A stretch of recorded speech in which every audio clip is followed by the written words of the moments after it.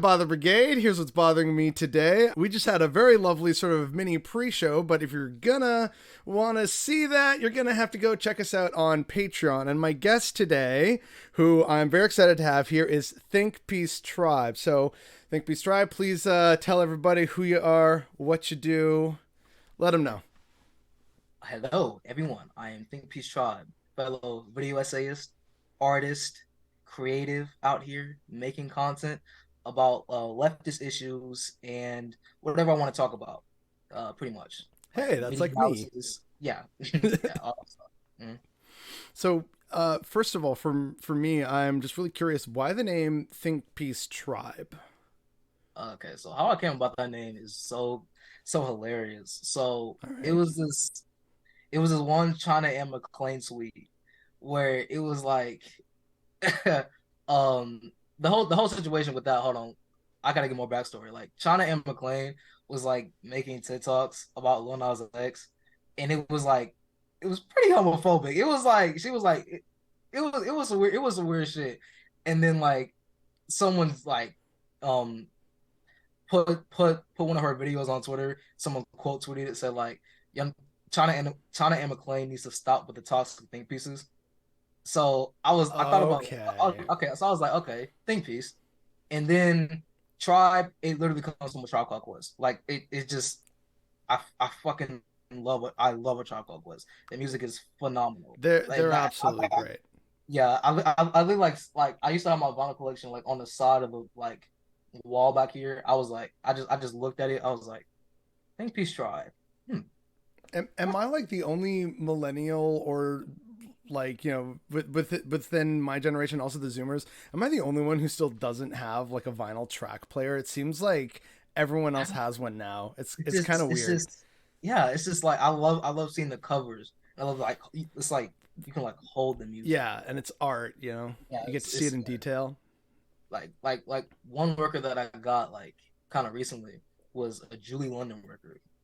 I Okay. forgot what the name of it is. I think it's I'm in the mood for love. I think. No. Wait, is it?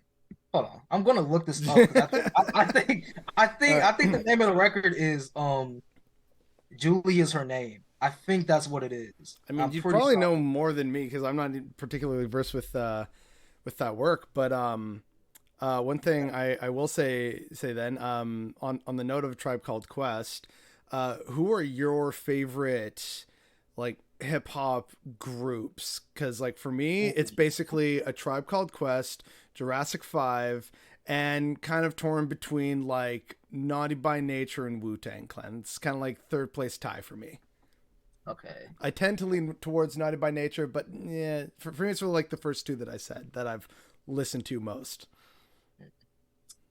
Damn. Like of all time. Damn. It's a hard I, question. There's a lot of good groups out yeah, because there. I feel like I'm going to forget somebody and then someone's going to get on my ass for this. But I'm I gonna mean, tell I've you the probably one that already made someone mad by like not including their personal fave, right? Like it's gonna yeah, happen. like I just okay for me it's like a Tribe Called Quest, Odd Future, and Diggable Planets. Ooh, right, Diggable Planets. Yes, Shit, because they have two great fucking albums, that is great true. fucking 10 out of 10 albums.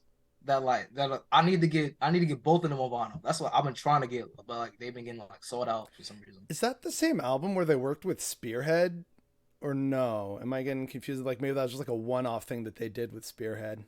Nah, I think I forgot. Hmm. Well, I'll just have to find it later and listen to it on, Yeah. Spotify or YouTube or something. But yeah, no, Diggable Planets. Yeah, shit. Now, okay, you know what? That might be my third then, instead of Naughty by Nature or Wu Tang Clan, Mm. because yeah, that's really good.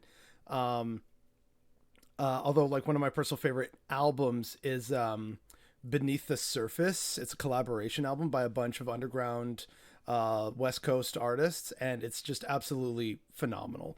If anyone is listening, go check it out. It's absolutely amazing. Yeah, did you actually find the information you were looking for? Because you said you were going to look it up. Oh yeah, So yeah. It is. Yeah, it is. Julie is her name. It's a okay, vocal jazz album. When I heard it, I was like, oh wait, she actually has a really good voice. Then you listen to the to like the entire album. It's full of bops. it's like wow, like oh shit, like I needed that shit on Vine. I was like, okay, I gotta have this. I literally, I because like I went on eBay and like it was, I saw it and then like some people were trying to like outbid me, so I just bought that shit like immediately. I was like, no, no, no, we're gonna get. I'm not gonna fucking You're waste. not playing with anyone, no. Yeah, no, no, no, no, no. That album is very fucking good. Like it's like a couple of albums that are like that are like that. Where like I like figure them out, and then they're like, wait, this is actually a 10 out of 10 masterpiece. Loki, hold on, wait a minute. People need to hear about this. So yeah. I love when that happens with music where you just find something where like it's new to you. It might not be completely Mm-hmm. new. Like sometimes it is, and sometimes like something that's decades old, but you hear it Right. and it's just this is incredible. And then you delve into their discography and it's like, why didn't I not hear about this person way more often? Like I Yeah. absolutely love Right. that stuff. I love that you can still discover good music, old and new, today, but it isn't always pushed to you because of the algorithms or like the record companies that have a say and saying, yeah, we definitely want you to like push our artists so that we make money and you make money, and that's how we just grease each other's palms. Like that's a huge problem for me. But no, I think it's actually great. It's one of those best feelings when you can actually just dive completely into an album and just lose yourself in it. Right. Yeah. Yeah, music is life. I think is what someone said, and I think there's also what is it? I forget if it's like 12. What is it like a Midsummer Night's Dream or something? But like, there's a great line in some Shakespearean play: "If music is the food of love, then play on." And I was like, okay, you know what? This dude gets it. That music is important to just life and love and all good things. So I do try and live by that. Before you came on, I was actually listening to music, just kind of waiting and chilling. So yeah, Yeah. that's also because I'm probably at least partially autistic, so or like somewhere on the spectrum. So yeah, I usually just kind of like listening to music while doing whatever, even doing the dishes or something. But with that being said, this is actually probably a pretty good segue. In your video about Ronald Reagan being the devil, you had a little segment in there featuring FD Signifier, where he kind of Yeah. pointed out, "Hey, what if I told you that Ronald Reagan is kind of part of the reason why hip hop is a thing?" And that was honestly, like, without spoiling things for people, that was a fascinating and simultaneously horrifying segment when you kind of put it into context about the policies that Ronald Reagan implemented. So I do kind of want to talk a bit more about that, because I think that's something that, as you pointed out in the video as a whole, is just kind of part of his awful, awful racist policies that targeted black communities across America. So I just kind of want to turn you loose and kind of like rant so that people can get a more authentic vocal experience about this. Okay, so I know this because I've watched Snowfall recently too. So I'm about to go into So like you've that watched category. what? Snowfall recently. The show Snowfall. No, I hadn't heard of it. No. Oh shit. Okay, hold on. All right. Okay, I'm writing it down. I'm about to explain this. Okay, so when it comes to the war on drugs and how that pretty much affected how shit was gonna go on for up until that shit started in the early 70s, I think, like 70, 71, 72, Yeah, the and Nixon administration war on yeah, drugs. Yeah. it still ongoing. Some people have started to realize how fucking stupid a war on drugs is, and and they realize, hey, this shit doesn't need to continue. And shows like The Wire, Snowfall, right? And when it comes to like hip hop specifically, yeah, like that the war on drugs really has affected hip hop as a whole because that led to over policing. That's how we get fucked up police. That's how we get all of Yeah. NWA songs, right? That's how we get that's how we get T-Pap. That's how we get all these like uh songs from Common, all the different songs, even unfortunately early Kanye too. It's like that it's like that's how we get that. Um Yeah, but that wasn't interesting analysis. And when I got the recording for that, I was like, it's actually really fucking interesting. But that actually makes a lot of sense when you put it in context because the Yeah. war on drugs really did affect so much shit that yeah, it did affect hip hop as well. That's why Pusha T was out here rapping about fucking coke and crack for goddamn I don't know who knows long. Like I don't fucking know.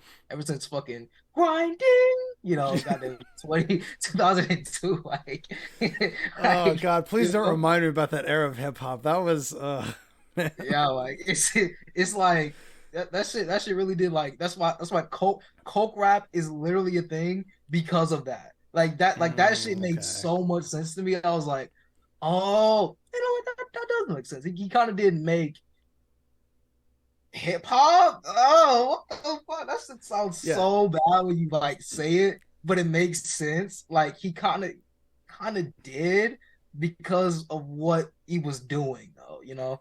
Yeah, it's like that meme about the tiny dominoes leading to the big domino. So like the tiny domino Yeah, is war on drugs, or like Ronald Reagan, and like Ronald Reagan gets his first tax receipt, and then the final biggest domino is NWA releases "Fuck the Police." Like it just right. like Yeah, scales up to that, and people would say, "Wait, how does that happen?" It's like, okay, well, here's the various steps to how you yeah. get there. It's a very harrowing journey, but you'll get there. Up here in Canada, though, it's like a little bit different, but basically, like, we are in the worst ways an American clone. So there's conservative politicians up here who talk about, oh yeah, the war on drugs, we gotta stop drugs coming in from our southern border. We use basically the same talking points that America uses about Mexico, except for America.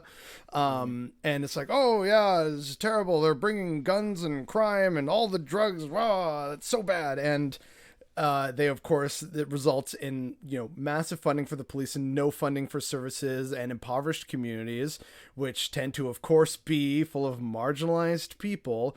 And this isn't even talking about like indigenous people who, while still like very urban, they're in a lot of our cities. It's still kind of that sort of out of sight, out of mind thing because of the like old reserve system and displacement and cultural genocide that we committed on them. So that's like another whole depressing, dark, separate chapter in the long timeline of horrifying events up here. But I remember seeing that growing up and how like, hey, there's a lot of cops in this neighborhood, but I still feel fine and safe with my friends or the family member who's living in this neighborhood. But I would also see that in, some of my wealthier white friends' neighborhoods, there's not a single cop there, but everyone still right. feels safe. And I'm like, so what's going on here, right? Like what's really happening? But there was never like the kind of famous war on drugs. Even up here, we kind of associate it more with Nixon and Reagan, and also Bill Clinton with like his Yeah. whole criminal justice air quotes reform in the 90s. And up here it's kind of like, oh yeah, isn't it sad how the Americans did that? And anyone who's been paying attention up here is like, we did that too, we just don't talk about it. Yeah. It's definitely messed up. One thing though, that like to sort of like carry on a little bit about Reagan though, there's something about Reagan which, like, this is going to sound kind of crass and crude, but given what we know about his wife Nancy Throat Goat Reagan, Oh you'd my think the God. dude would have chilled out a bit, right?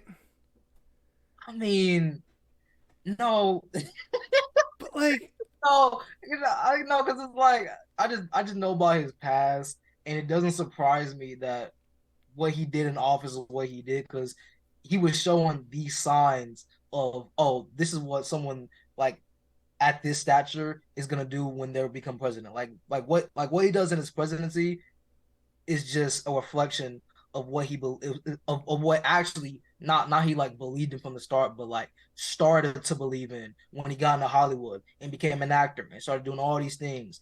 And I think it was like one turning point is that he started advocating for this electric company, and I forgot what he ranted about, but it was one of the factors that led him to become the governor of California. hmm, And from there, and then it's like from there, it's like the thing you were talking about like earlier about the guns. That's why I think gun control is kind of fucking dumb. Because the thing that I learned about that is like, oh, gun control was created because the Black Panthers were protesting with guns, and he banned guns for everyone because of that. Because the Black Panthers was doing it, and they were scared of these niggas with guns. So they basically just decided to do gun control, which is basically taking the guns away from the people because they were scared of what the people were going to do. Mm. That's what gun control really is. It's not like, oh the government is gonna, no, it's real life, like that like that's how gun control happened, and that's what it really is for, you know. Yeah, no. And the context of here in Canada is, of course, different because there's a different Mm-hmm. history about gun violence and gun control up here. But yeah, I don't disagree. I personally, I am a firearms owner, and I do believe in like a certain amount of gun control. Like I see the complete lack of, for example, background checks in America Oh as yeah, like, yeah, yeah, what are yeah. you doing down there, Yeah, right? yeah, yeah. But Background checks and registration. That's something that's like, yeah, I definitely agree that does need to happen. yeah, but Like, I also don't disagree with what you're saying about like they saw that the Black Panthers had guns and were running free breakfast programs and radicalizing little kids, and they're like, whoa, like didn't like J. Edgar Hoover himself say that the Black Panthers were a fundamental threat to the United States of America or something yeah, absolutely unhinged like that? oh yeah, absolutely, yeah. Mhm. Yeah, absolutely unreal. But with that though, that actually reminds me of like various other kind of like issues and problems that happened with targeting Black Panthers and Black Panther leadership. But that's probably going to be like a subject for a completely different time. I did kind of want to talk a bit about, Reagan and the war on drugs and how that impacts communities and also growing up in those communities and how that relates to what we talked about in a separate video about Black conservatism. And that was really the video that made me want to reach out to you and like do an episode like this because sure I could have easily had fun just chatting with you and like verbally pissing on Ronald Reagan's grave Right, for like yeah, an hour, right? Like that'd be good, easy fun. But it struck a chord with me that Black conservatism video because I see a lot of that up here in like some members of my family, like on my dad's side of the family, because my mom's side is like various assorted crackers.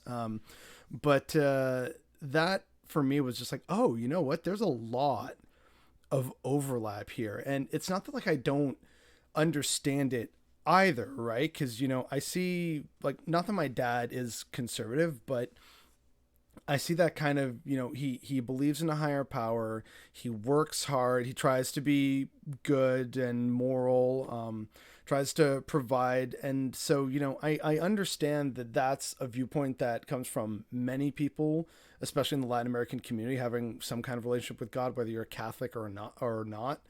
But, seeing that and like numerous family members on Facebook and in the group chats saying like, good morning, blessings to you, or like they have a little prepared Bible passage or something like that. yeah. And it's like, okay, there's a lot of overlap in here that I kind of want to explore. And also like how that touches, at least in my opinion, a little bit on hustle culture or like a subculture, what do you want to call it? Yeah. But yeah, because like I don't want to deny my family members or Black conservatives or any kind of conservative who's also a person of color, but there is that weird element to me of as you beautifully touched on in that video, by the way, about kind of just it's almost like performing for white people in white society. It kind of feels like to me, and it's something that I see and that I've also felt immense pressure to perform as, is like to be useful in the worst possible sense of the word of, Mhm. oh, see, no, it is possible for you to assimilate or integrate and be one of us. So that really means it's about the rest of you and your culture and all this other like sinister, insidious shit. And it like I don't know if I'm articulating this correctly, but it just kind of feels like that's used as like some kind of giant prop or distraction or an excuse to ignore the systemic problems. Yeah, absolutely. Absolutely. When it comes to conservatism, a lot of things are going to overlap because it's conservatism. These values are going to overlap with each other. But when it comes to Black conservatism in particular, it's like it's very specific. The same could probably be said for Latina or Latinx conservatism as well. It's very specific.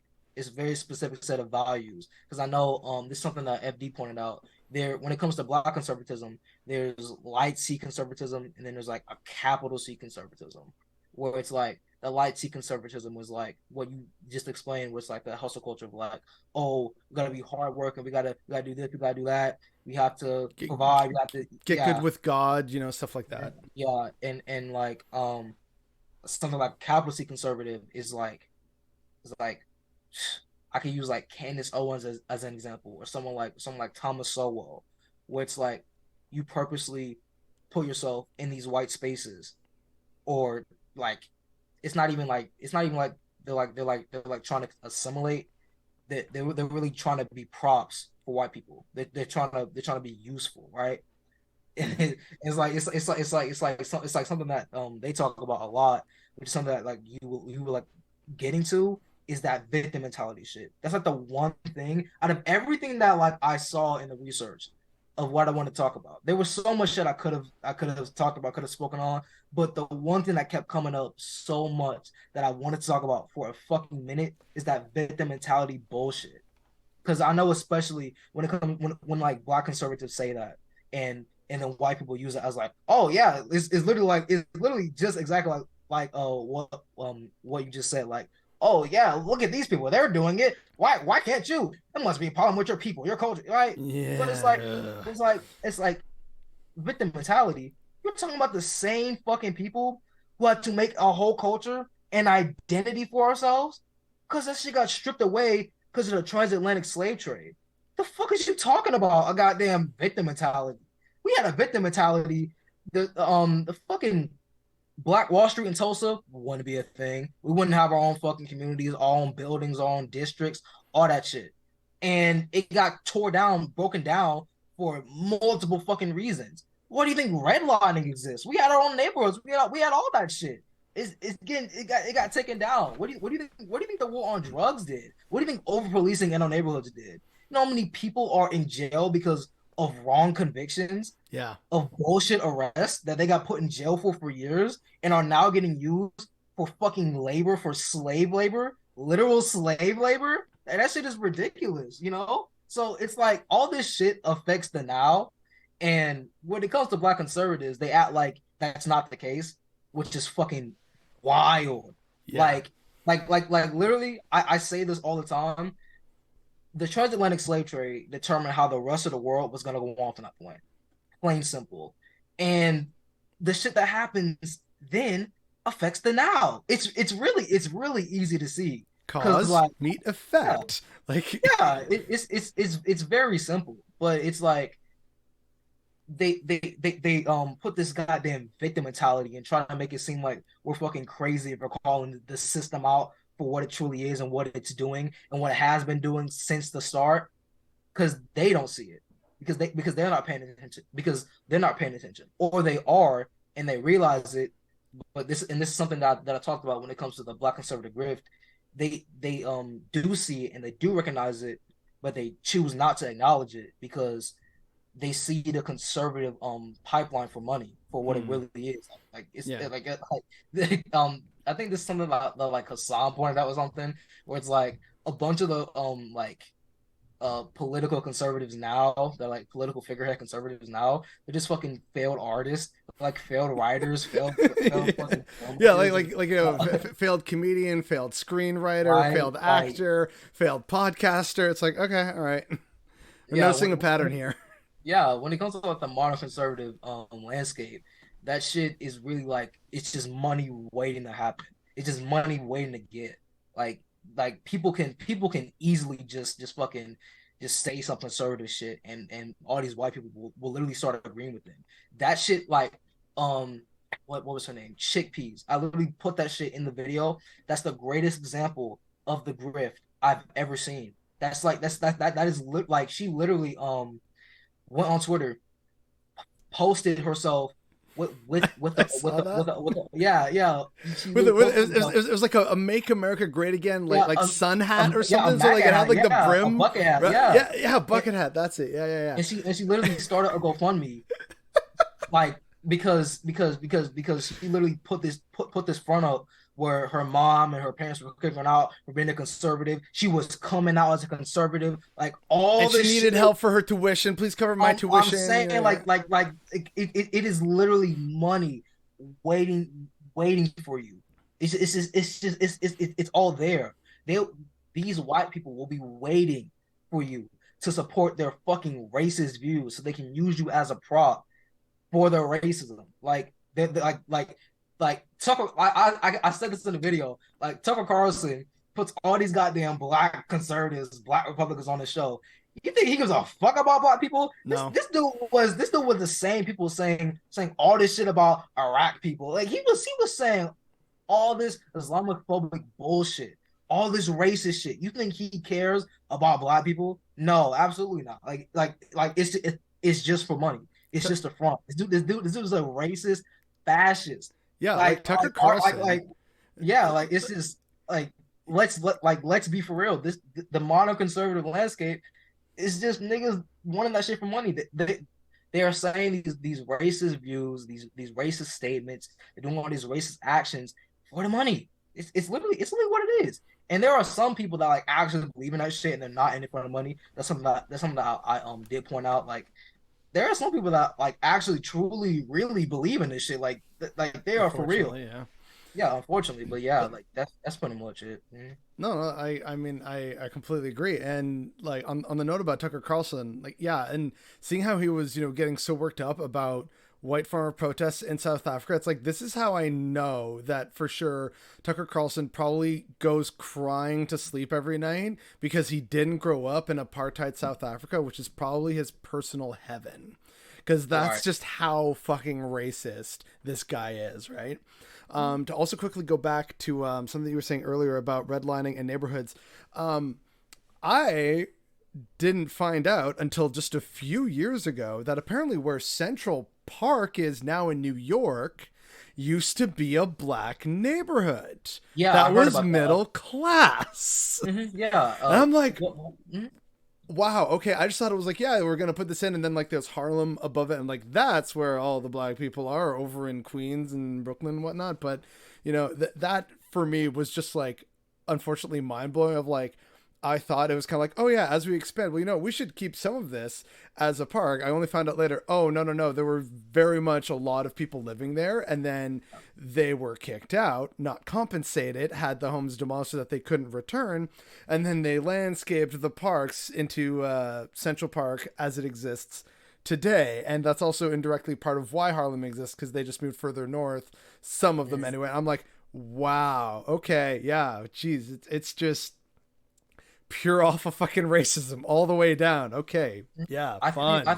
Yeah, I think it was called Yorktown, wasn't it? Was it called I, I, Yorktown or something? I forget, but yeah, like just something that definitely blew my mind in the worst way possible when I first learned about it. And Yeah. sadly, I only learned about it not too long ago. Like I'd already visited New York a few times at this point. There wasn't like a plaque or like in part of a museum or something saying, "Yeah, by the way, here's an awful thing that happened." Like, Yeah, right. yeah, Yeah. absolutely messed up. And then the other thing that I wanted to mention about that and like redlining, as you pointed out, I also remember learning from someone the history of Rosewood, which I think was in Florida, which was a similar kind of black community that was actually doing well. And of course, white Floridians didn't like that, and they completely burned Rosewood to the ground.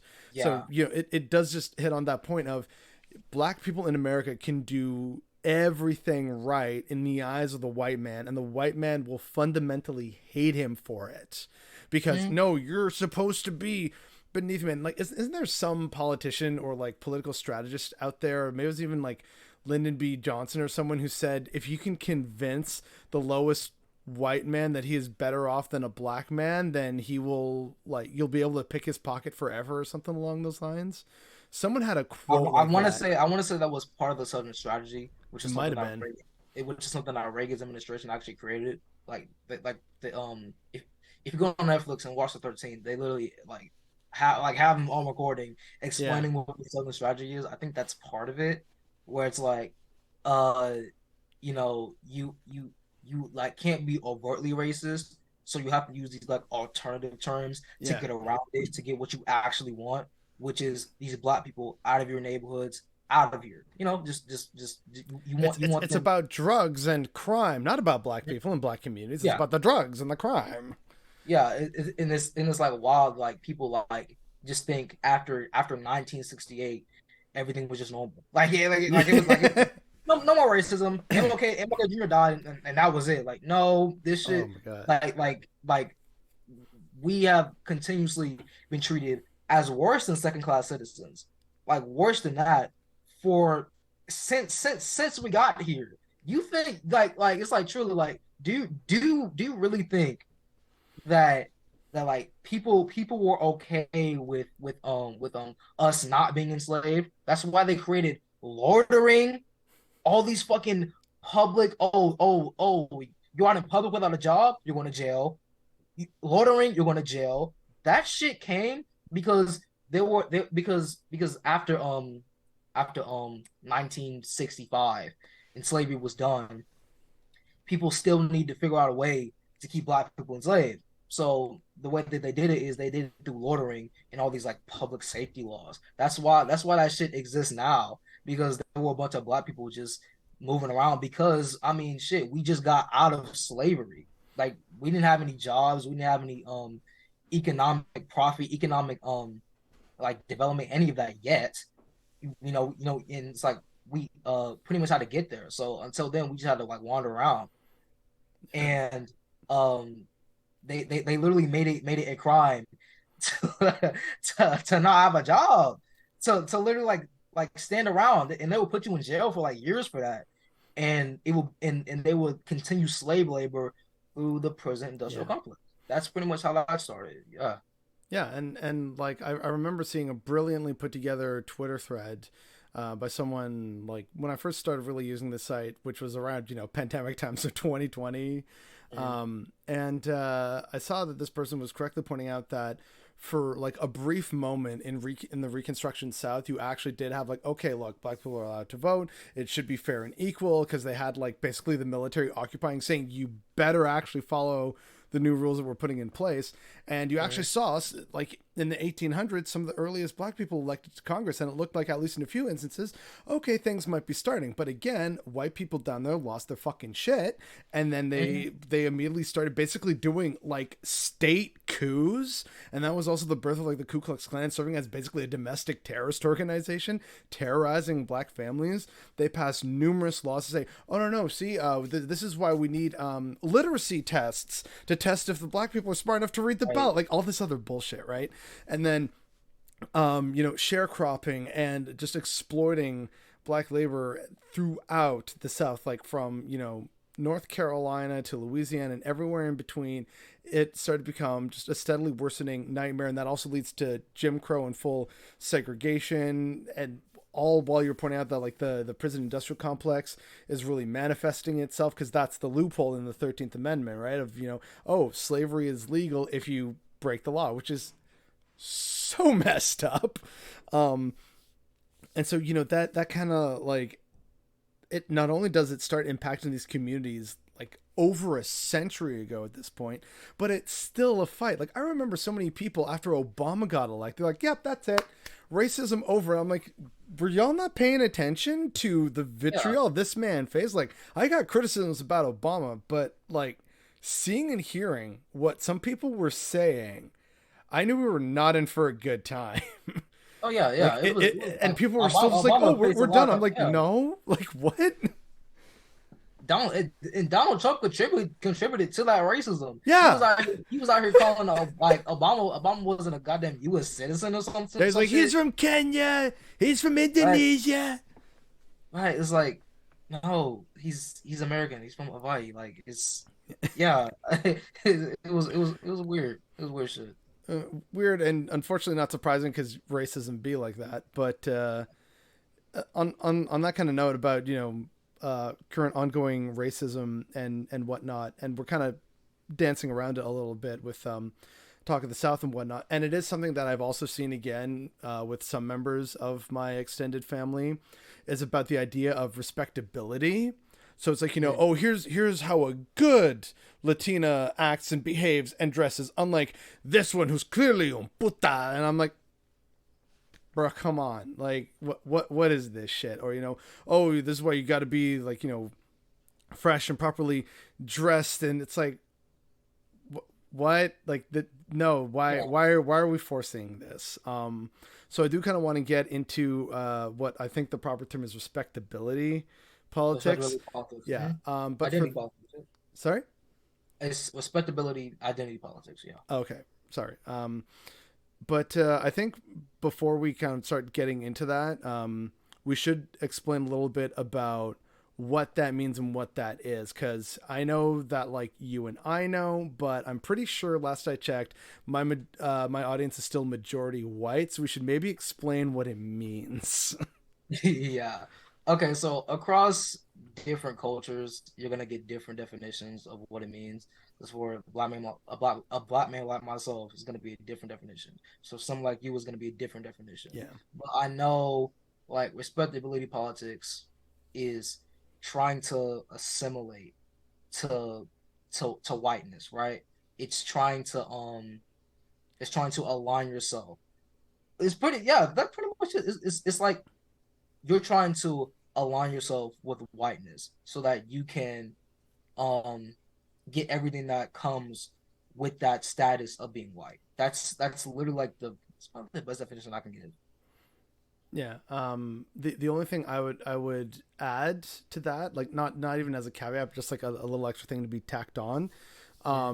is it's not just about getting to that like power and privilege of whiteness, because that for so many of us is basically just impossible, because we're still always going to be seen as other by virtue of our names, our religion, our skin color, but that it's about trying to get acceptance in the interest of safety from like the worst oppresses of that. And so, you know, a good example of a difference is while I have, you know, long, like somewhat curly hair, I don't have hair the way, say, my dad and my grandma have, where it's like thick, wiry. Like one of my favorite photos of my dad is from the '70s, and he's got like this massive, like 1 foot afro out all around. It's so '70s.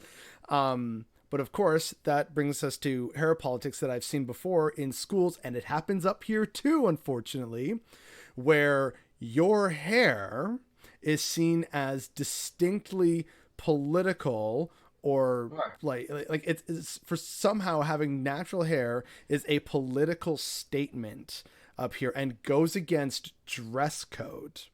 And so they expect, you know, black men, black women, non-binary folks to try and fit a more white kind of hairstyle, which is like, it's just hair. And especially if it's like a religious exemption, whether it's, you know, for Muslim head coverings, or if you're a Sikh with a turban and you're required to grow your hair out, there are some exceptions kind of made for that. But at the end of the day, it should just be like, it's someone's hair. Why does that suddenly mean that like you're violating dress code or something? Like, it really just doesn't make any sense to me. And it's something that has been around for so long, and we are still having to fight with it to this day. Like, in fact, who was it who was telling me recently, like it happened to them at like a community association meeting up here in Canada, and they were like a pretty well known activist, and like some white suburban parent in like Vaughan or something, it's like a suburb of Toronto here, came up and said, well, you know, maybe people would listen to you more if you actually kept your hair in check. And it's like, woman, it is 2023. Like, it is deeply Yeah. frustrating. And it's like even if they do that, you're still not gonna listen. You're still not gonna listen when it's like this shit is rooted in white supremacy. This shit is rooted in you're still not gonna hear them out. You're never gonna do that. You're gonna keep your same views as always. Like and it's like when it comes to the hair thing, I know down here we got something that got introduced by a black woman called the Crown Act. It got introduced in 2019.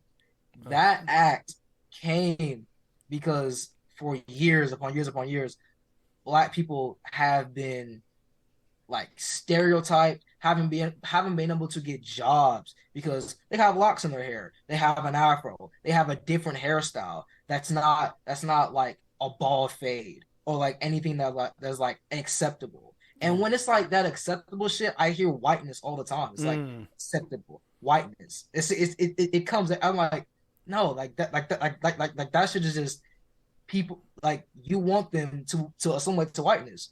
That is what you want. You want them to be at your standard. When in reality, it's their hair, right? Like and it's like the reason why this is happening is because this shit is truly rooted in white supremacy. Like Mm-hmm. throughout slavery, we have been taught to hate everything about ourselves, including our hair. That's why I say the shit that affects the then affects the now, because it's just the same shit repeating itself and appearing in different facets. It's the same shit from slavery. We've been told to hate every single part of ourselves, including our hair. That comes up a lot. That's why there were like um so many stories about like you hear how like some black people like hate their hair. Oh, they gotta get relaxers. They gotta like cover up their natural hair. They'll never grow their hair out. Where do you think this shit comes from? All that shit comes from somewhere. And the fact that the Crown Act is even enacted in the first place is representative of that. Is a representative of that. And the fact that that like some states aren't even considering this act to be put in their offices is just like do you like do you not see the problem here? You don't see this as a real issue. But then at the same time, in your states, the black people in your states will get declined for a job because they had locks in their hair or because they had a big afro or something like that. It's literally just it's literal discrimination. It's Yeah. racism. That's what it is. It's them trying to uphold a system, and that system is racism. Yeah. Yeah, and like you occasionally still hear stories about it. Like this one teenager, I forget where it was in the States, but he had like locks or dreads in his hair, and he was about to go for like a wrestling match, and they just said, "Oh no, no, with that hair, you can't compete." Yeah, And then like yeah, you see like with fucking safety scissors, they're like chopping yeah, off yeah, his cutting it dress for off. him to Yeah. compete. I'm like, this is inhumane. Like what? And I've heard some stories, some up here and some, of course, from the States, where there's some families, especially unfortunately with some mixed race families, where one of the parents, and in some cases not even in a mixed race family, but like one of the parents believes in like the respectability politics, and they shave their kids' heads. Like, oh no, no, cornrows makes him look like a gangster, and so we got to shave that off. And then the kid is like super sad and depressed because like they love that hair, they love the style, they felt good, they felt confident, and they just rob that from their child because of their ideas of what the child should look like, all because of hair. Like it's gross. It's inhumane, and in many ways, especially in those cases, abusive. It's outright abusive Oh yeah, to do absolutely. that. Oh, absolutely. Mhm. You're literally making your child insecure from the jump. They had no And chance. for no They had no reason. chance. Yeah, For no yeah. reason. No. Because they're here, and it's because of what they've been taught from their parents, from their friends, from their relatives, and their friends and their parents and their relatives got that shit taught from their parents. They're Yeah, and the cycle keeps going on from there, it's and then generational. yeah, mhm. Yeah. It really yeah, that's true. It truly is. It is generational. This shit is this is generational. It's really the generational trauma showing its head Mm-hmm. because because their parents, their great grandparents, their great grandparents, and you go further down the line, and their fucking great grandparents were slaves, taught to hate everything about themselves, taught to be at a certain level, stay down here, stay on the floor, don't be naturally expressive, don't be yourself, don't do this and that, and that gets taught down the line. It's generational trauma. That's truly what it is. That's another thing that I'm probably going to touch on in my own like very long term. What does it mean to be a Latino project? Because there's so much of like, oh yes, pride in who we are, and I'm like, so a language that isn't ours, a religion that isn't traditionally ours, And like half of our family is basically brought here against their will, either to Jamaica or Colombia or Venezuela. Like, uh, I have issues with that. And then the other are indigenous. So why am I supposed to be proud in shit that was imposed on my ancestors? What? Like it's a weird feeling, but at the same time, I also kind of want to fight back against white racist bullshit up here. And so it's like, yeah, I am Latino. Fuck you. I speak Spanish and salsa dance. You know, like it's a weird balancing act sometimes, or at Yeah. least that's how it is for me. I'm only trying to speak for me, not for millions upon millions of Latin American folk, but yeah, it is one of those kind of things. And to kind of briefly go back to something you were talking about just a few minutes ago about like under our broader thing about respectability politics and like this kind of self hatred really is kind of what's underlying a lot of this. And I find that in so many communities, so like not just Latin American, not just black, with the various Asian communities, some indigenous communities as well. And obviously don't want to speak for those different people and nations and groups, but it does feel like there's this really gross commonality between all of us of, oh yeah, man, white people really made me feel bad. And so I got to like push back against the sort of weird foreign aspects of my culture or religion and like try and desperately be accepted by the in crowd, which is of course the white crowd, which doesn't recognize it's subject to patriarchy and white supremacy. And it's like we all kind of have these common threads connecting us about trying to like force our way into a circle of acceptance into what should be unacceptable. It's weird. Mhm. And it's because we all POC, we're all minorities. Like Yeah. we all have these interconnected experiences because we're being affected by the same fucking people, by the The same same system, system. by the same people. So of course the shit's gonna overlap when it does overlap.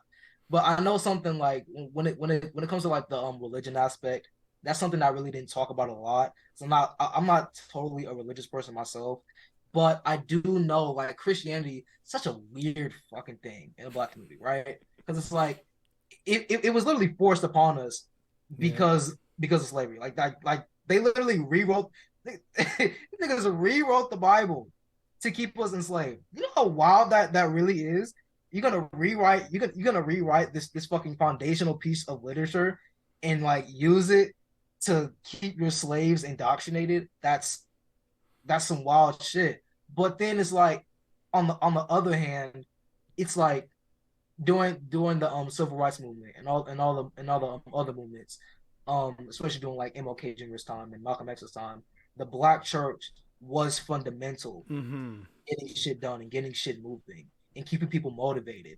So It still is today, especially in states like yeah, Georgia. yeah, So yeah, yeah, yeah, which is like it's like this conflicting shit where it's like on the one hand you recognize why why fucking black Christians exist, but then on the other hand you also got to recognize that it's also done some good.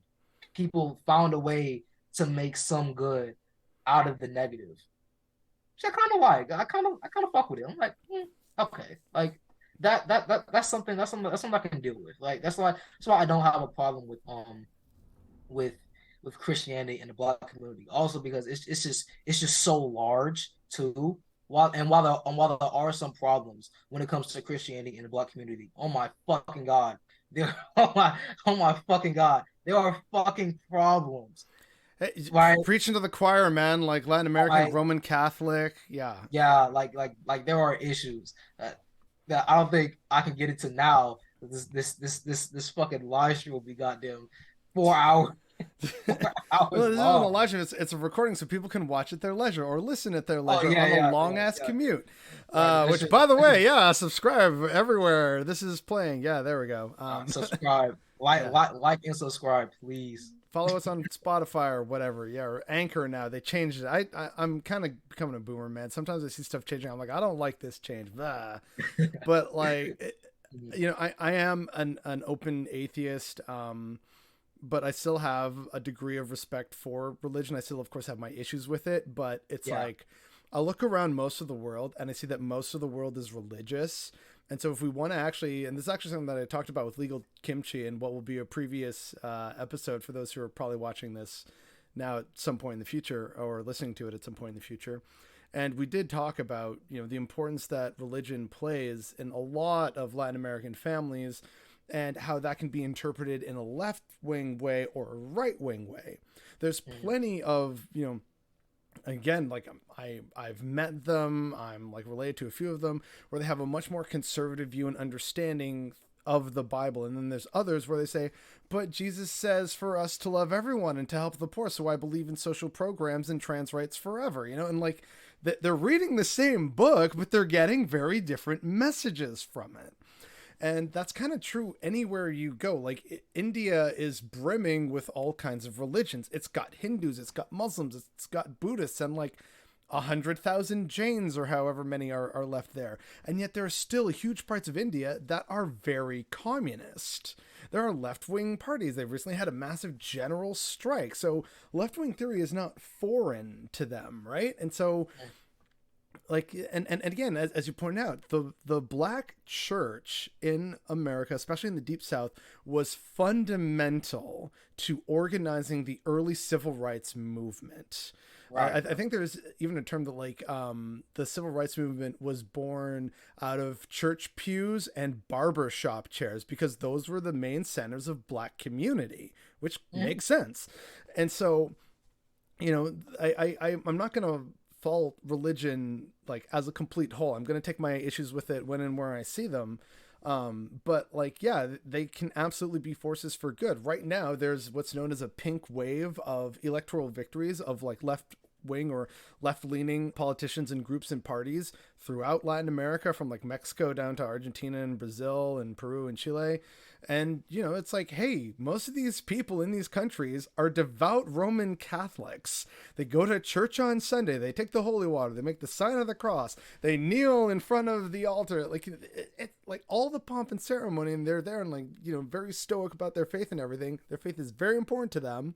And yet they're also saying, yeah, no, we believe in like increasingly in women's rights, gay rights, or just like trans rights in general in some places. We believe in social programs. We believe in taking care of people, our community members, protecting minority rights and minority groups. Like good stuff is happening in parts of Latin America.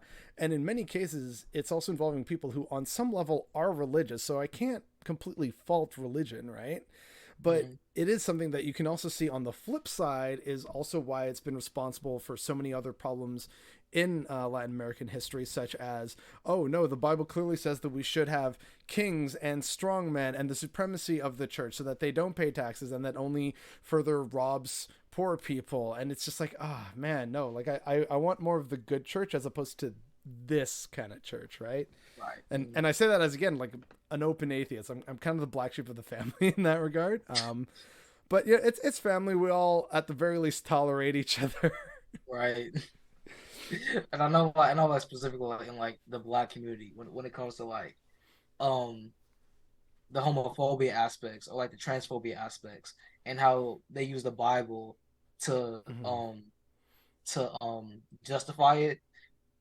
Like it's like okay, you obviously don't know like in 1960, no, not 1960, 1946, American Bible companies they literally mistranslated the Yeah. Bible in from that fucking one Leviticus chapter that where it was like boys shall not be with boys to boys shall not be with man, and that one translation fucked up a lot of shit for a long time, and I think Mm-hmm. that's why a majority of people now that are religious and advocate for gay rights, trans rights, and all these social programs because they're starting to realize how hypocritical it is and where that comes from because there's no way God was saying oh, we should love everyone, love all except gay people. What? He did not say that. Yeah.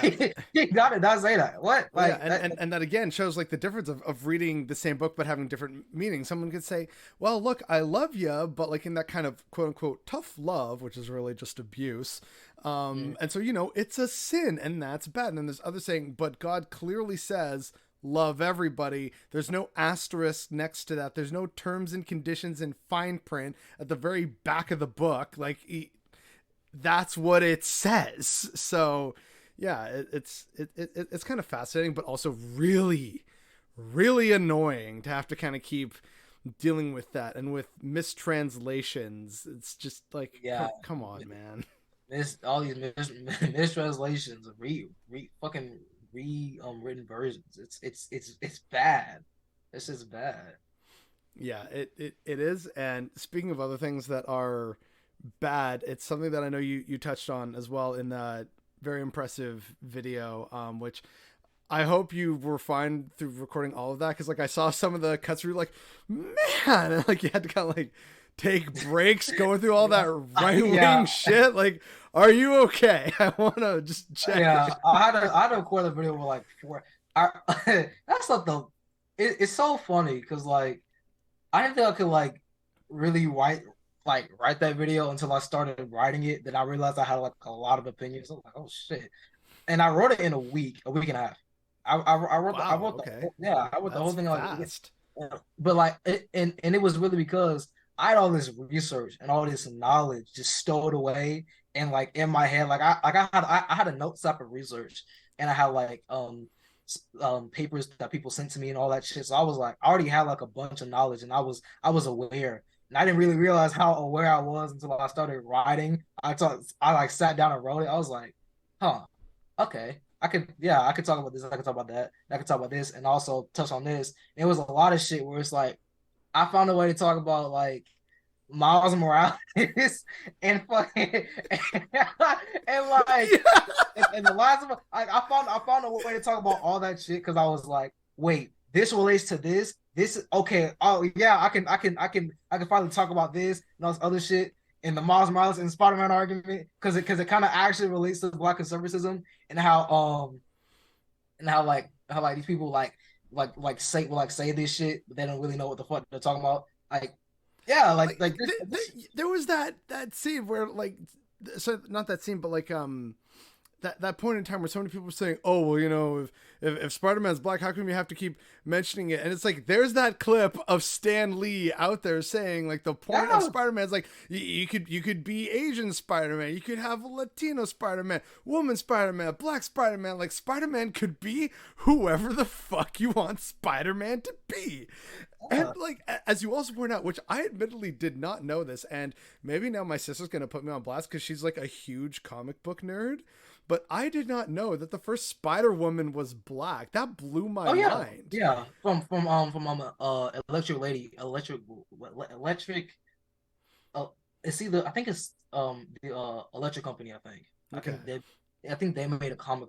Did they make it? Yeah, I think they made a comic, and they, like literally is like the first Spider Woman was black, and it's like I saw that on Instagram. I literally saw that Spider Verse Instagram post. I looked in the comments because I was making a video at the time, and I was like, let me see if I can find a person saying this shit, and I did, and I knew it when I saw it because I was like, hold on, this is a black Spider Woman. People don't know about this.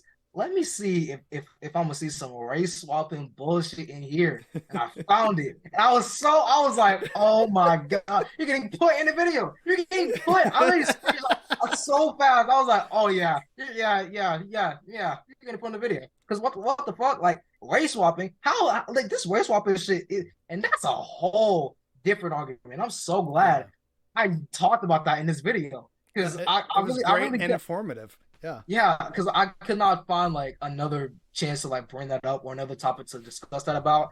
And I'm so glad I got to bring it up with that video because oh my gosh, that shit is so annoying and so fucking irritating. And so it's so dumb. It's so Yeah. dumb. And like Please, yeah. and now forever, if ever I see someone complain about Black Spider-Man, it's like, yeah, so here's a clip of Stan Lee literally proving you wrong, go away, shut the Yeah, fuck up forever, kind of thing. And also, one other thing that you didn't have in your video, but that segment that we're talking about right now reminded me of part of an interview that I saw with Donald Glover, where when this controversy was first really coming out, and he was talking with people online, of course, being understandably very frustrated with so much of it.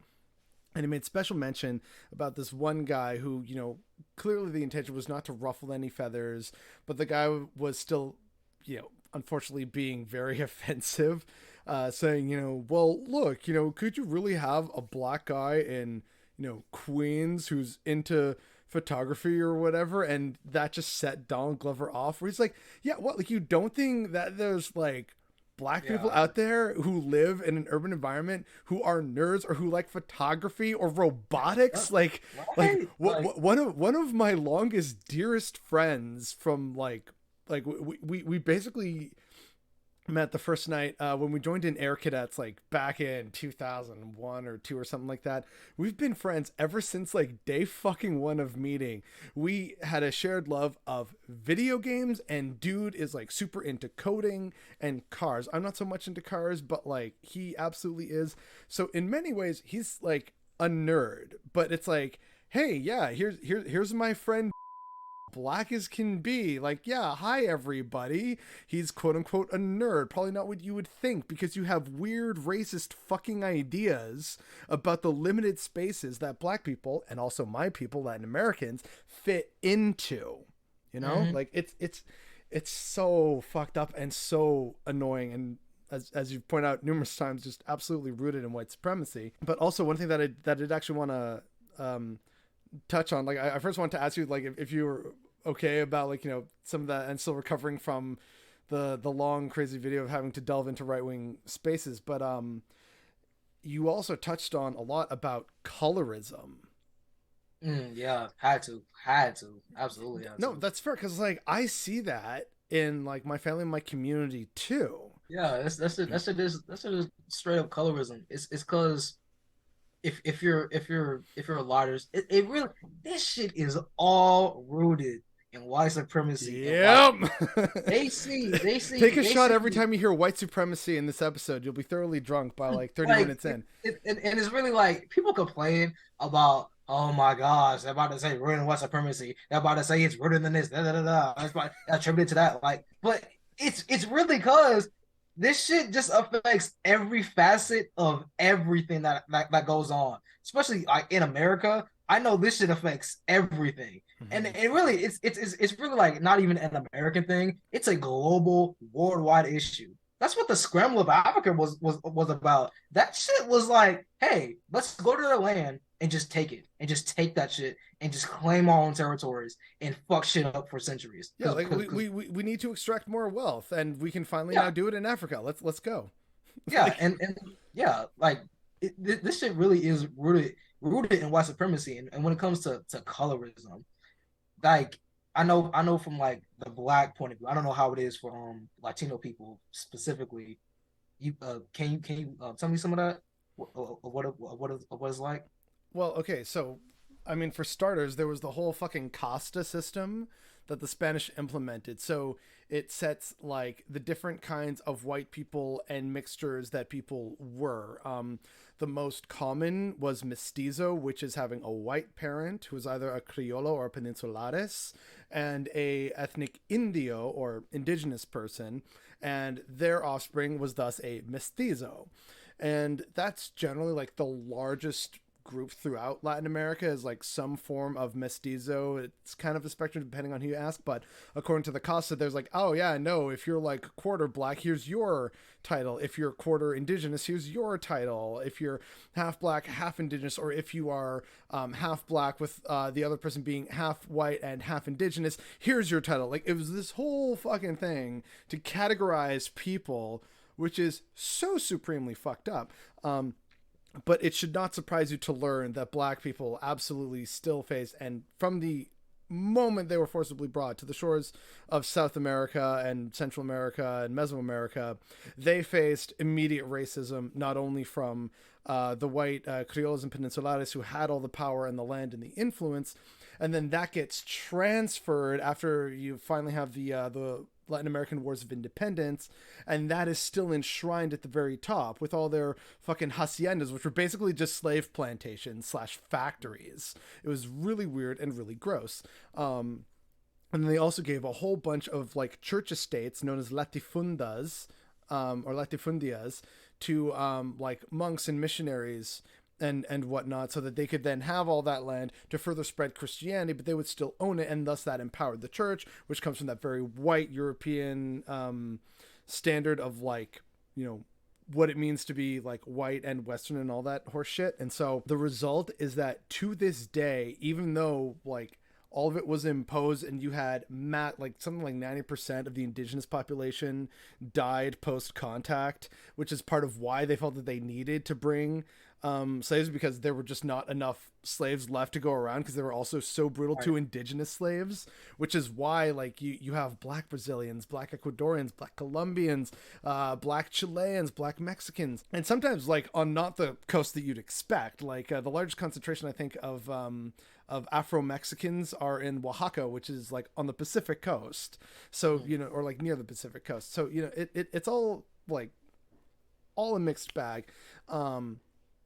And the result is that there's still people who like have these ideas of whiteness and want to be really white in Latin America, or oh no we can't we have to put our best white foot forward for the Westerners so that we can garner investment, and we're still going to treat black people like absolute shit. And it's like, people, we are all the victims of Spanish colonialism and exploitation here. We don't speak in many cases, unless you're still in like the communities that are still remote enough in, you know, the mountains and the Amazon and the jungles, that you still speak your indigenous language. That's why Spanish and Catholicism are synonymous with being Latin American, from Argentina to Mexico. The only sort of difference of language is Brazil, which speaks Brazilian Portuguese, but it, in other terms, it's still very much coming from that same colonial mindset and that same casta and stratification.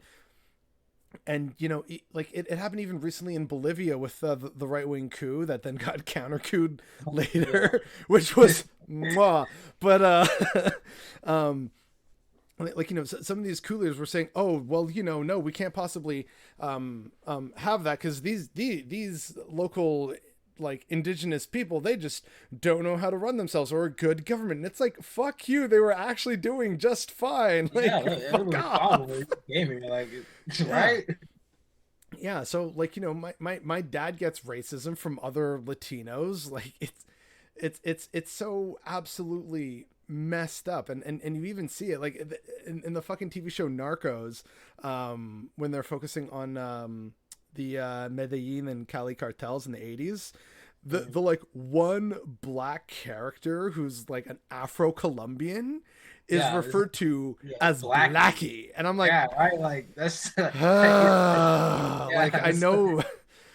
I know like the word for black in our language is negro, but like, really, like we're just yeah, gonna like, just do it in English, and both of them, right? So like, you know, sí, ¿cómo estás, Blackie? I'm like, oh fucking god. So yeah, there's still a ton of racism. In fact, you can still see it today very much in Brazil, where I think particularly the state of Recife in like the northeast coast, sort of like the sort of corner tip of Brazil, extremely poor, overwhelmingly black, because again, closest point of transatlantic slave, and that's where they also brought the sugar, and that's where some of the earliest sugar plantations were.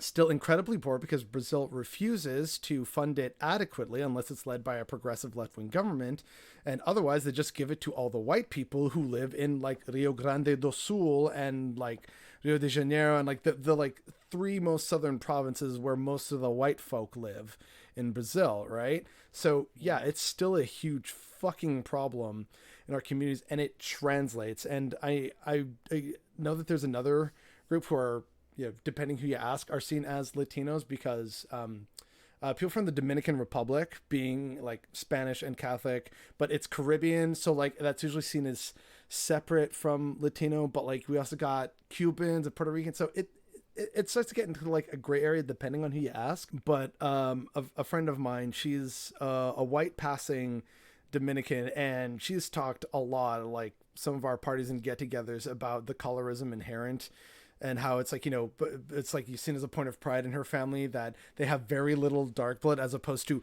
many of the other Dominicans. I'm like, that's fucked up. Like, you should all be celebrating the fact that you are your own independent people. Like, what is this? It's really, really fucked up and racist. But that's kind of what happens when you are colonized for centuries and have like 90% of your indigenous population die off due to disease. Yeah. That's kind of what happens under a Western imperialist colonial system. You're like conditioned. You're literally conditioned to be this way. You have been indoctrinated to be this way because you didn't fucking you weren't born colorist. You weren't born thinking dark skin is bad. Oh, light skin is good. No, that's not how you were. You weren't born that way. You got taught to be like this. Someone went out of their way to tell you about that or tell you that's how the world works. If someone with fairer skin is seen like this, and someone like my skin is seen like that. It's just that's how you were taught. That's how you were conditioned to grow up. And like that's exactly why there was a light T conservatism and like a capital C conservatism. Because with the light T conservatism, it's like that where it's like we as a people go through so much shit. It's like if we gotta worry about racism everywhere, if we gotta look for it everywhere, we wouldn't be happy, right? So it's like we have to put ourselves in these circumstances, in these like in like a different headspace where it's like we have to be hardworking, we gotta do this and that, so that we can be fucking so not like normal, but like in a happy headspace, you know? Yeah. Like I completely get it. Because like in a way that's kind of me as well. Like, sure, I can pinpoint in various other ways, like, oh yeah, this is racist or like rooted in something problematic. But then generally it's kind of like, okay, things are air quotes fine, right, in terms of my daily life and routine. And then I feel like almost once in a blue moon, the supreme god of racism is like, no, I need to remind him of his place, man. And then like I will just get like an overt instance of racism to remind me, oh right, yeah, this is still actually a fucking problem. Someone like, ooh, no brown people, or ooh, no curry, and it's like, fuck you. Like, it's every now and then I'll get a little reminder of like, hey, no, by the way, don't fully belong here. I'm like, bitch, fuck off. Like, Yeah. get out of here. And that like little reminder is specifically why I chose to go to an HBCU instead of a PWI. I hear so many fucking stories about like, I had to deal with the races here. Oh, when I went to the shower, someone put something in the water, or someone put something in my stall. Like it's like someone slid something under my fucking door, and I had to read it, and it was this and that. I'm like, I'm not dealing with that. Yeah. And I forgot who said this. I wish I remember because I would give him the credit for this because it was like a very important quote as to why I chose the HBCU. It's like you have your whole life to be a minority. You can choose, like specifically here, to be with your people. Like you have your whole life to be a minority. And when someone and I swear to God, oh my gosh, I wish I remember who said that because they are like very integral as to why I'm here right now. Because I was like, yeah, that's so true. I'd rather be here with my people and not have to feel like I'm at the oddball. I'm like, oh, I'm like one out of fucking 6 black kids at the goddamn PWI. I don't know. No. I am many people's token Latino friend. Yeah, like I can't be that. No, I can't. No. I was like, I see too much shit. I hear too much shit to not to just to be able to block shit out. I can't do that. I really cannot do that. Like if I hear something wrong, if I see something wrong, I want to be like, oh, what is this? I, What are you doing? Like no, like it's just and there's a lot of shit that happens in like those friend groups or like in like casual situations, especially in like a classroom where like you will if like you are a POC at like a PWI, you're probably going to experience racism, whether you like it or not, whether you acknowledge it or not, and whether you know it or not. We're yeah. alive, yeah. Yeah. I think that actually might have been something that we briefly touched on when I had Victory the Creator on here, talking about like what it means to kind of be like a child of two different scenarios of like growing up as an American, but also having immigrant parents. And same with me for like half of my family, my dad's side are immigrants. And so it's kind of like a sort of two worlds thing. And I also kind of feel that way when I'm in certain social situations. So when I'm in a very white space, I'm very like more cognizant of who I am and how I'm behaving or expected to behave. And when someone says something, kind of to be more diplomatic in the pushback, whereas obviously when it's with family or fellow minorities, especially fellow Latinos, then like it's going to be a bit different. It kind of feels like, no, I'm with other people who get it, who understand. And so I'm more relaxed and comfortable in that, as opposed to like, yes, I am here in the room full of white people wearing a suit. Yes, I will have a canapé. Thank you very much. Merci beaucoup. Like it's very different. It feels very stilted to me, Mm. whereas when it's with like my own people, or at least like other people that I know have like understood, they've done the homework, they've lived their entire life so far as a minority, as you point out, it's like, oh yeah, no, we get it, right? So we don't have to beat around the bush for this bullshit. Okay, good, glad we're all in agreement, kind of thing, right? And so that I love how you literally just explain code switching. Like you literally yeah, like that's literally that's like legit just that is code switching. That yeah, like that is literally what that is. Yeah. I was at a party one time and like I met the one other non-white dude there. And it was like, yes, boom, hey, what's up? Yeah, oh, what's going on? All right, so yes. So white people kind of weird. Yeah, no, but like these people are cool to a certain extent. Yeah, hey, what about this? Like it just felt immediately more comfortable like not being the one minority in the room. Yeah, like that's why I'm not like if I'm gonna choose to do that, like especially like at the point where I was at like then I was so cognitive of everything. I was like, there's no Yeah, right. fucking Like way. you're always a hyper aware. It's so weird. Like it's like yeah, it's like especially when it comes to the shit that we talk about and and the shit that we know about, it's just like it's like this is like a certain awareness it really is that like hyper awareness of everything that's going on around you. And I just really couldn't go through some of the shit that I hear that shit on TikTok so much. I literally saw like 2 days ago. It was like it was like it was like this like black girl was a part of this I don't know if it was a gender studies class. I think it wasn't a race theory class. It was something along the lines of like a gender studies race based theory class. Okay. And she was like one of the only black kids in that area, right? And they were talking about if anyone knows about this TikTok, please send it because it was they were talking about the issues that black lesbians go through and that they face, and they were Hmm. like a bunch of white people in the class like kind of laughing about it and like just like making jokes about it. And so when she called that out, this like white girl said, "You will never know what it feels like to be a white non-binary." Like what the fuck? How did that even come up? Like it's like that shit where like if I hear something like that, like what? Like how does that even come up? Talking about black lesbians and the plights and the shit that they go through. And how did you find a way to censor yourself? How was that possible? Right? Like I just that's like some shit where like The I, audacity of the I caucasity.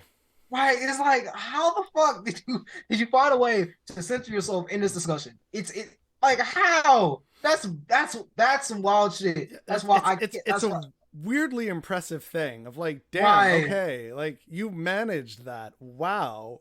Yeah, and it's really cause throughout their entire life. They have been the center.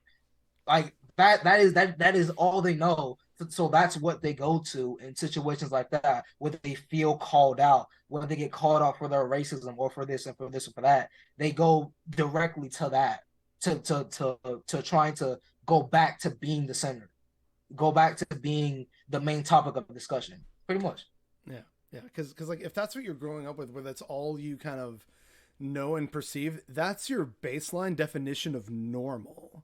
And so everyone's normal is going to be a bit different, but unfortunately, when you have a broader society that can thus export, films, music, art, and how that's represented in, the halls of power and in media, if you're not a part of that, you will begin to notice. That's why women notice that, hey, we're not really at a lot of the big tables at big businesses anywhere. That, interesting about it. It's like, yeah, because men don't respect women. And growing up and like seeing the Power Rangers in the 90s, I'm like, yeah, of course they made the black Power Ranger black. Like, why couldn't he have been the blue Power Ranger or the red Power Ranger? But like, at least there's a black Power Ranger.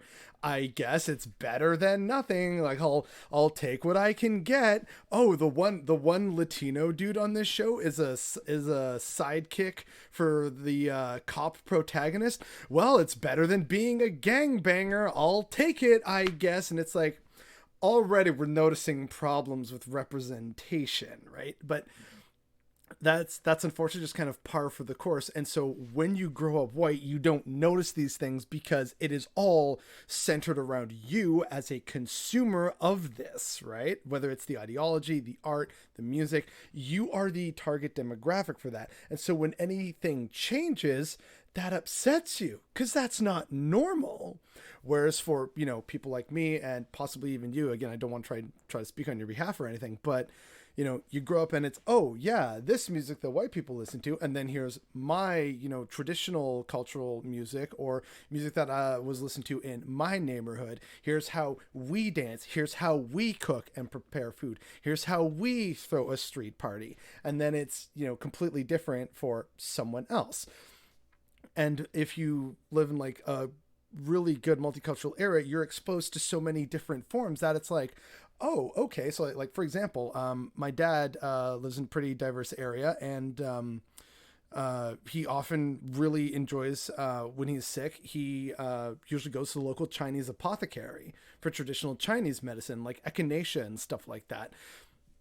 And that's him just kind of adding to sort of more of his knowledge, as opposed to just, oh yeah, just whatever, stuff that I grew up with or what the white people are saying is good. He's also like, oh yeah, no, like I remember, I was open to trying it because I see all the different people in different cultures and different languages. Let's try this. Oh man, I just felt so much better after drinking lotus root tea. And it's like, all right, cool, dad. And then that's how I knew about it, right? Like, so he passed that on.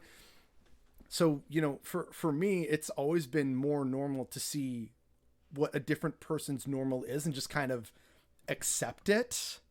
But for a lot of other people, I've noticed that it's like way more foreign and different. So like with my dad's side of the family, it's like, yeah, it's loud. That's how it's supposed to be. And then if there's someone who's not part of the family, it's like, oh my God, it's so loud. I'm like, yeah, this is normal. Like it, I hope I'm making myself clear in some way. Yeah, yeah, yeah. It's like, yeah, yeah. I definitely see what you're Okay. trying to say. That. There was something that we were talking about a little while ago, but we kind of went off on our own separate tangents, ranting about things we despise in our current culture and society. But at one point when you were also talking about like, we got to get out, we got to work hard and get rewarded, I think that would be a pretty good transition for us to talk about hustle culture and like the what's like the popular term now, Sigma grind set or something like that I hear online. Like I'm Oh my basically God. I'm only 34, but I really feel like an old man, just how quickly the internet moves these days.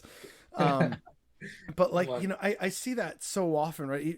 Even in my community of just yeah, like you got to work hard. If you're not putting in 10+ hour days, it's like, yeah, man, I've done that before. I've collected overtime and I like the bigger paycheck, but at the same time I want time to breathe and space to live, like to relax and spend time with people and friends and family. Like life ain't just about working. Yeah, and this is actually kind of interesting because I made it like one of my most popular TikToks on this account. um, was one where I stitched this dude who was like, hold on, let me see if I because I like wrote this down because I did the math. I did the You math got in your my note. notes ready. No, I did the math in my note. I don't know if I still have it or not. Dang, I don't have it. Oh my gosh. I don't Uh-oh. think okay, I don't think I have it anymore. But it Rip. was like this dude was like stitching another person complaining about a 40-hour work week. I don't know if you've seen that TikTok where it's I like don't think I have no. okay, it was like this white guy complaining about like, oh, 40-hour work week is crazy. Work 90 hours. Work like this amount. It's like 90 hours. It's like, dude, like that's not That's not that's not healthy. that's not good. And I forgot the math. I wish I still had it, but it was like it was some crazy shit where it's like you're spending every like facet of your day working nothing but working. You don't have any time off, any time to live your life, do what you want to do. And the shit that I was talking about in the video when it like pertains to hustle culture, where that comes from and why that affects everyone.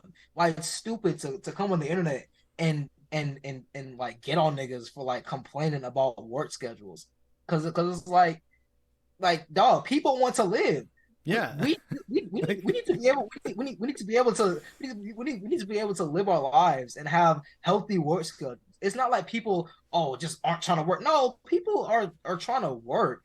It's just that people are like overworking themselves. They're overworking themselves into depression. They're overworking themselves into anxiety. Like into early death. Like, yeah, like literally early death. Like this shit is bad. And that video really connected with a lot of people. There was this one dude who started talking about his experiences with hustle culture and with hustle culture and work culture and how he feels like he hasn't amounted to anything because of specifically what he's been through. And he really started crying because he knew that he was knowledgeable about everything that was happening to him and everything that was going on. He was getting fucked over by work. He was getting fucked over by his employers and all that. He knew it was happening, but he felt like he couldn't do anything about it.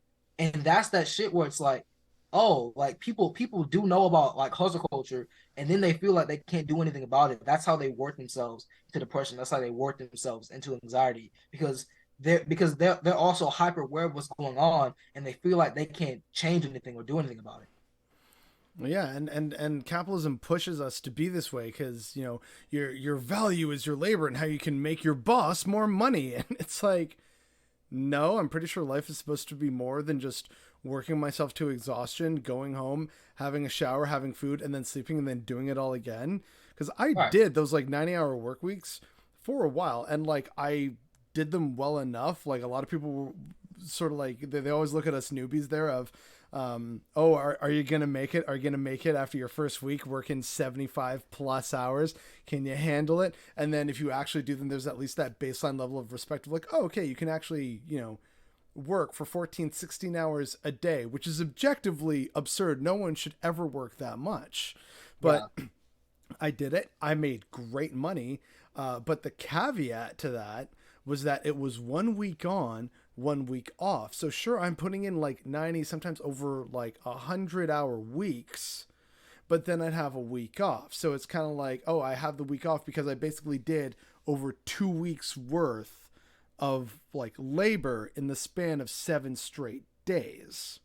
So, that's kind of how that moves around. But it's still just absolutely absurd. And like sometimes when I call stuff like this out, either in videos or in comment sections, someone will reply to me somewhere on social media or in a comment section saying, oh, well, you look like you've never worked a day in your life, complaining from your Right. mother's basement. So talk to me when you worked a real job, when you work over 60 hours a week. It's like, yeah, funny you mentioned that. I actually pulled 90, 100-hour work weeks when I was in my 20s. Get on my level.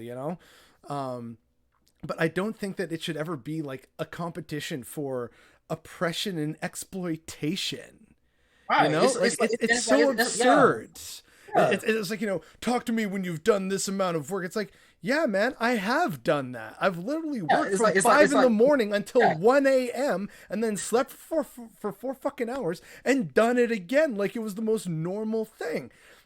that's not good or correct or okay. We should not be like, oh yeah, no, if you haven't, it's like, oh, office jobs, huh, that's not difficult. Talk to me when you're an oil rig worker. It's like, bruh, these aren't the oppression Olympics here. Like, why are you expressing joy, or like at the very least pride at being exploited? Like, And then like also when I started talking about the same things that you're talking about, they like I got like, oh, you're just a socialist on the internet. Yeah, I really got, oh my gosh, I remember this white dude like stitched a part of my video. Didn't even talk about like anything else what I was talking about. Just like a little part of it. It started going on a rant about socialism and communism. I'm like, bro, honestly, that's not really like the fucking topic at hand here. I want you to live a good life. You should not have to work that many hours for survival. That's not okay. That's not normal. That's like this is like a little bit personal, but like that's the one thing that I do not want to be when I graduate from college is working at a job that I hate, working at a job for survivability, and I hate being there. I hate working there. I hate doing this and that. That's something I do not want to do. That's why I love doing what I'm doing right now because I'm expressing. It's like so many factors are working to my interest. I'm working for myself. I'm actually doing the art thing. The fucking I'm actually making films. I'm making art. And I'm fucking expressing myself, being my true self. I'm getting money off this shit. Like what? And like I remember like when I first like subscribed, you were like around where I am now, of like 4.1 yeah, like that subscribers, like, and now you're like 16,000. You've literally quadrupled that in like less than a year. yeah, Like, like hell's yeah, my dude. I didn't even that shit like with one video. That shit exploded. Yeah. I did not think I never thought I was gonna do that again. I never thought I was gonna do. I never thought that shit was wrong. 200K is wild. Yeah. No. It's deserved though. Yeah. Like my goal for this year was 10K subs and 500K views on the video. That shit got apex within like the first 2 weeks. Like, All damn. right, done and dusted. We're done. All right, shit. So now that the goal is just keep educating people, keep talking about these like specific topics. Damn, I hope TikTok don't get fucking bad. This video be so irrelevant. I'm so serious. If TikTok gets banned in like the next 2 weeks, I'm gonna still write this video. But damn, if that shit gets banned, this shit gonna be irrelevant because the problem gonna be gone. Well, then I guess we better end the show.